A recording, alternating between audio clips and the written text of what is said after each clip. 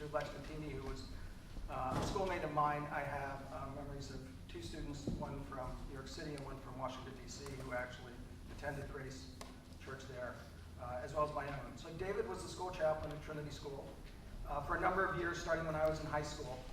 And he made a strong impression on almost all the students. In addition to Lex and I here today, from Peter Block, he lives in Washington, D.C. As our Trinity chaplain, David had an exceptional ability to relate to his teenage students while still commanding the level of respect that students owe a teacher. Obviously, this is with many years of backward looking. I think it's because, unlike many of our other teachers, including previous chaplains, he treated us as adults and never hesitated to share with us his sharp and irreverent wit and unvarnished opinions. His presence vastly enriched my Trinity experience. I was very fortunate to reconnect with him when he came to Washington in the 90s, and was privileged to have him as the celebrant when Mary and I were married. Please give David my congratulations and very best wishes for a great start to the next chapter of his life. From Danny Wu in New York, it is hard to look back at my days at Trinity School without thinking of David Bird. He has always had much to say, except on the day they announced he would be the new pastor of school. I remember he said, speechless, probably the only time he was. Looking back, David was for me Trinity's version of Eric Liddell, the Scottish runner turned missionary, but in David's case, he was a rugby player with a mission to the colonies.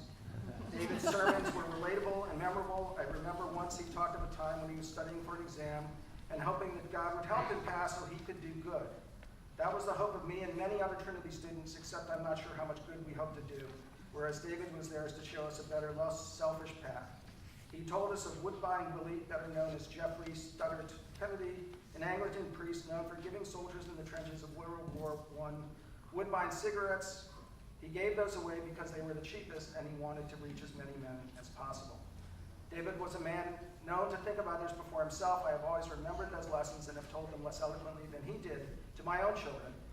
I also tell them that David was gracious enough to come back to New York to marry their parents. His blessings must have worked because we are still married. We also had the great joy to meet Diane at the wedding, so to David, thank you for a lifetime of life lessons I hope to pass on to another generation.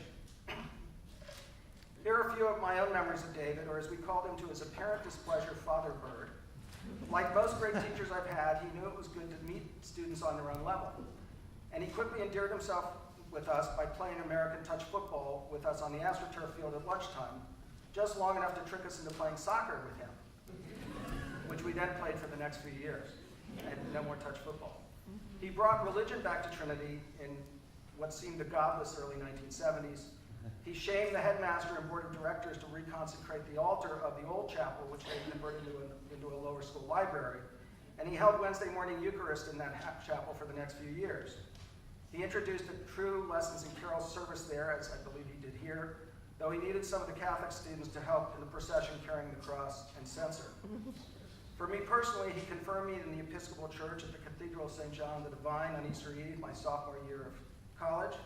My parents were both Presbyterians and had no idea what was going on with all the kneeling, standing, sitting, and then kneeling again. And in the summer after my junior year of college, he presided at my father's funeral, even though he'd just given notice at Trinity. He told me he'd already cleaned out his office, but when he heard I'd called, he let me know he'd be there for my mother and me. David, along with his own close friend, Donald Kernan, were the two most influential teachers in my high school years at Trinity. And I was glad I was able to reconnect with him 13 years ago when I found out he moved to San Jose. Since then, my wife and I, and one or the other of our sons, when they were in town, attended David's Lessons in Carol services here at Trinity Cathedral every year. A few years ago, he asked me if I'd be willing to do a reading. I've always suspected he liked amateurs like me to do our rather pedestrian read portions as a setup for his own very dramatic final reading from the Gospel of John. I was surprised when he didn't do that reading at this year's Lessons in Carols, and when I mentioned this to Julie Piver, who read David's usual part, she laughed and said she was too. David, you've been an important figure for most of my life, and I'm honored to be part of this special occasion. May the Lord bless you and keep you.